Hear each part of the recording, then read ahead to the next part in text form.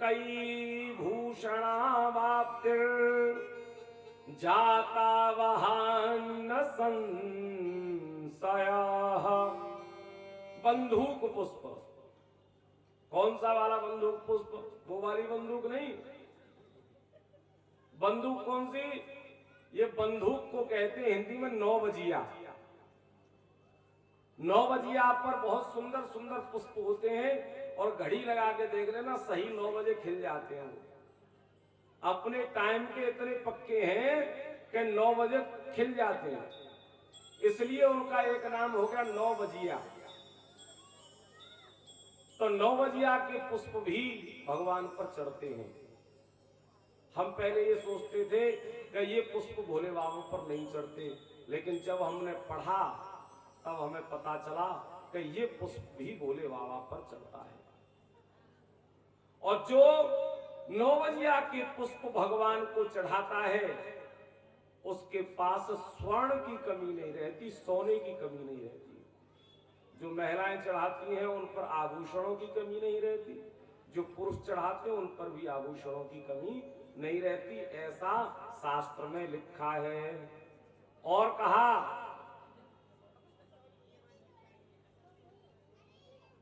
एक पुष्प रोज चढ़ाना है, कहीं पूरा गमला एक बार में चढ़ा दो कि आज ही सब बन जाएं, एक दिन में नहीं बनेंगे। समीपत्रश्च तथा मुक्ति प्राप्त पुरुषेण च मल्लिका कुसुमैदितः स्त्रियं शुभतरां शिवः।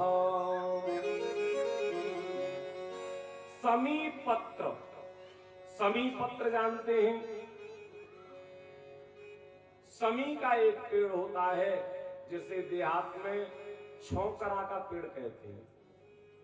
छोकरा, छोकरा नहीं, छोकरा, कांटे होते हैं उस पर। और इमली के से पत्ते होते हैं, इमली के से, उससे भी छोटे, इमली से छोटे होते हैं। देखो साक्षात रखा है, ये आपके सामने रखा है गमले में, जय हो।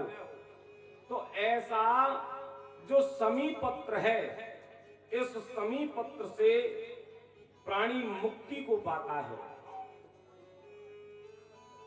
मल्लिका कुसुमैदतः स्त्रियम, जिन लड़कों के विवाह नहीं हुए हैं वो अगर बेला के पुष्प भोले बाबा पर चढ़ाएं तो संस्कारी स्त्री प्राप्त होती है, संस्कारी वधू उसे प्राप्त हो जाती है। ऐसा शास्त्र कह रहा है कि मल्लिका कुसुमैदितः स्त्रियम शुभतरा। मल्लिका कहते हैं बेला को, तो बेला के पुष्प से सुंदर स्त्री मिलती है। ऐसे पुष्प भगवान को प्रिय हैं। और फिर कहा कि निर्गुंडी के पुष्प से पूजा करने वाले प्राणी का मन निर्मल हो जाता है। एक निर्गुंडी का पौधा होता है जिस पर एक बाल जैसी लगती है और नीले पुष्प उसमें लगते हैं, बहुत सुंदर पुष्प होता है उसका, निर्गुंडी। तो निर्गुंडी के पुष्प यदि भगवान पर चढ़ाए जाएं, उसकी वो बाल चढ़ाई जाए तो वहां प्राणी का मन निर्मल हो जाता है। और बिल्वपत्र सभी कामनाओं को पूरा कर देता है। बिल्वपत्र क्या करता है? सभी कामनाएं पूरी हो जाती हैं। लेकिन बिल्वपत्र कटा हुआ ना हो, कहीं से फटा हुआ ना हो, बिल्वपत्र साबुत होना चाहिए, उसके तीनों पत्र उसमें होने चाहिए।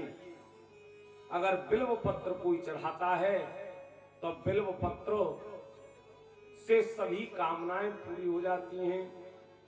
अच्छा, बिल्व पत्र की एक खासियत है, जैसे जो बेल पत्र आपने चढ़ा दिया, जैसे ये बेल पत्र भगवान पर चढ़ गया, अब इस बेल पत्र को दूसरे दिन धो लो और धो करके फिर भगवान पर चढ़ा दो।